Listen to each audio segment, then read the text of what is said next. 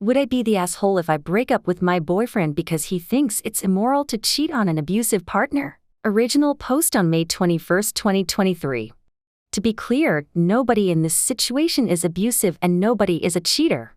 My boyfriend of 2 years, a 26-year-old man, and I, 24, got into an argument that started with the musical Waitress, which is about a woman who cheats on her abusive husband with her gynecologist. She's also pregnant. The husband is physically and financially abusive and won't let her leave him, though she is secretly saving up money to enter a pie baking competition, so she can hopefully use the prize money to leave him and find a better future for herself and her baby. Here's my take. I don't condone cheating, but in my opinion, if your partner's hitting you and trying to take all your money, then you don't owe them any loyalty. At that point, you're more of a prisoner than partner, and you don't have to feel bad for cheating. It's better if you don't, because you might be in a lot of danger if your abuser finds out, but I wouldn't shame the cheater. However, in this case, the doctor also has a wife, which the main character knows from the beginning but ignores until she meets said wife, at which point she ends the affair. So, I think she's in the wrong for sleeping with a married man. The wife deserves better and has every right to hate both of them, but not wrong for cheating on her husband. My boyfriend is a lot more religious than I am and says that there is never an excuse for cheating. He says adultery is always a sin, and if she wanted to have a new relationship, she should have waited until she could leave him. He says the husband is wrong for abusing her, but she also made vows to be faithful to him, and two wrongs don't make a right. He says he doesn't know if he could remain friends with someone who cheated on her husband, even if he was abusive. Personally, I think this take is batshit crazy. Of course, I didn't say that to his face, and I find his rigid definition of sin immorality alarming. He says I don't understand because I'm not religious. I said I don't think religion validates not having empathy for an abuse victim and recognizing that the relationship dynamic changes once abuse starts. I also think the idea of cutting off a friend for cheating on her abuser is horrific. He says it shouldn't matter because neither of us plan on abusing or cheating on the other, and he doesn't want to keep going back and forth about it. But I can't stop thinking about it, and the longer I think, the more disturbing I find it. He's never been cheated on or abused, so it's not like some traumatic psychological thing. He just can't wrap his mind around cheating being okay in any circumstance.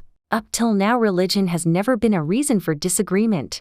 And neither of us want kids, so I didn't think it would, but the whole "you don't understand because you're not religious" really got on my nerves. Both of us agree that the doctor is unequivocally wrong, both for cheating and for hooking up with a vulnerable patient. He deserves to get dumped and fired and have his medical license revoked, but that's not really relevant. It feels a little ridiculous to end a relationship because of an argument that started with a fictional musical about pie, but here I am.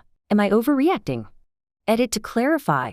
I'm not trying to justify or condone actual cheating in any way. I would never encourage or support someone to cheat, no matter their circumstances. The point of disagreement is that I think the cheater being an abuse victim who can't leave is reason to have compassion for why they did it, and it's messed up to end a friendship over that.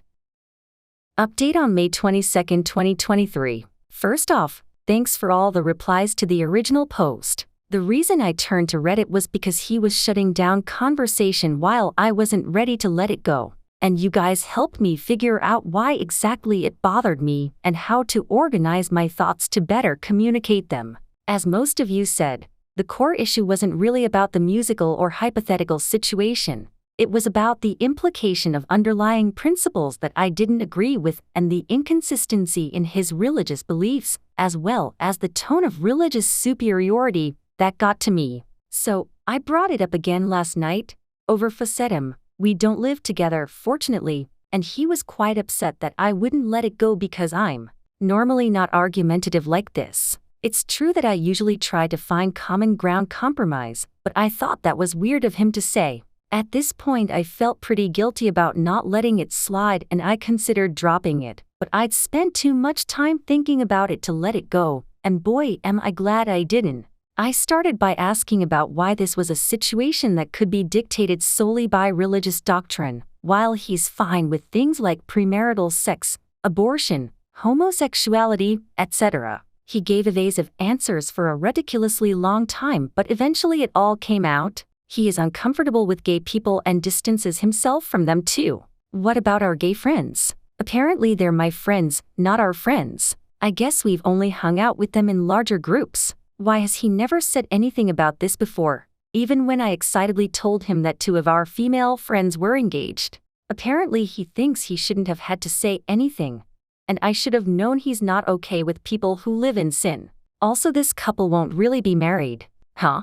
I go to Pride every year to support my LGBTQ+ friends. He never criticized me for doing that, so why would I think he had a problem with it? I'm a quiet person by nature. It's not like I don't give him a chance to share his opinion.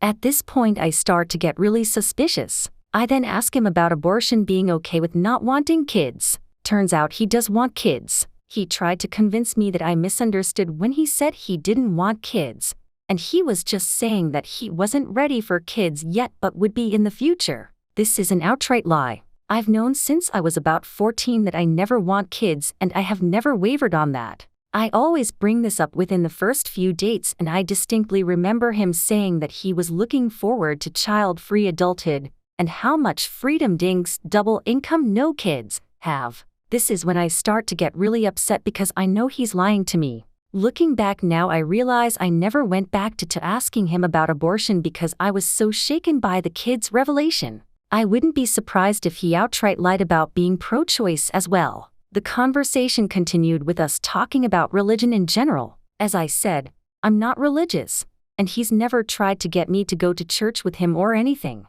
I was raised by immigrant parents who practice a minority religion, but they are not devout. They favor scientific explanations, and they raised me to be respectful of others' beliefs.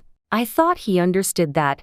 In the past he's asked me about cultural and religious customs and seemed respectful and interested. Turns out he thinks their religion is not real, as opposed to his, and it's interesting to see their customs. But we can't expect them to know better, because they weren't well educated. Both of my parents not only went to reputable universities in their original country, but also went on to get master's degrees in the country we live in now. That's when I realized he's a bigot. I also asked him about why he's okay with premarital sex but not any of the other stuff, and he hemmed and hawed and didn't have an answer, which is when I realized he's a horny nincompoop.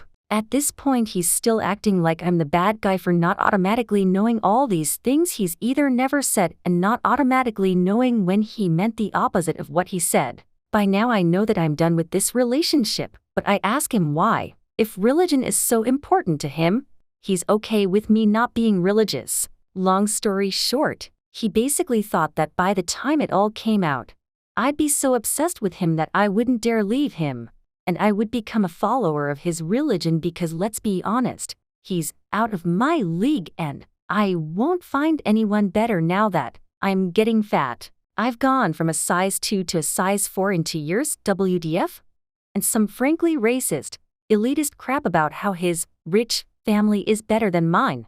This whole time he was acting like I was ridiculous for overreacting to all these revelations. Finally, I told him it was over and he didn't seem to believe me. Whatever, I know I'm done with him. I went to bed angry and upset, but I woke up more relieved that I know the truth now. It's going to take me a while to trust again after all those lies, but better that it happened now when I can make a clean break than if it happened after I'd moved in with him or after I'd gotten pregnant and he'd gotten me arrested for seeking an abortion. Luckily, I have the day off work today to process it all mentally. I didn't have any texts or calls from him this morning, so I figured he'd either accepted it or was still in denial. I didn't care much. Then a few hours ago I got a very angry voicemail from his mom, a woman I've met twice and has my number because we exchanged a few recipes, telling me I'm going to hell for, among other things, cheating on her baby boy. That's right. This guy must be a pathological liar or something, because his response to me dumping him for being a liar was to run to mommy with a new lie about me hooking up with some fictional man from work. Forget the fact I'm not a cheater. I don't even work with any men who would fit this lie. I sent the mom a text spelling out the truth and told her I was blocking her, which I did. Since then I've been reaching out to friends to tell them my side of the story before he feeds them a bunch of lies too. Fortunately, the ones I've talked to so far believe me. BC, I was kinda scared about the fact I don't have any proof besides the voicemail, and he is the more charismatic and persuasive one. The friend group is pretty liberal-minded though, and it is bizarre that his opinions never came up before, but I guess he saw them as my friends while his church friends, who I never saw much of, were his friends. Overall, I'm trying to stay optimistic, but it's terrifying how smoothly he could lie to me for so long. It only came out because he let his guard down because we were talking about a fictional story. Initially, I felt ridiculous for not letting it drop. Thank you to those who encouraged me to trust my instincts and get to the root of what bothered me. Finally, though it didn't come up again, I'll say again for the record that abuse victims whose partners won't let them leave are prisoners, not partners. They do not owe their captors any loyalty. Infidelity in that context is not a healthy or safe or smart choice, but people make bad choices when they're in survival mode. We don't have to condemn them for it. The number of people on that thread who seem to consider abuse and cheating as equal transgressions is seriously disturbing. Anyway, on to the rest of my life, I guess.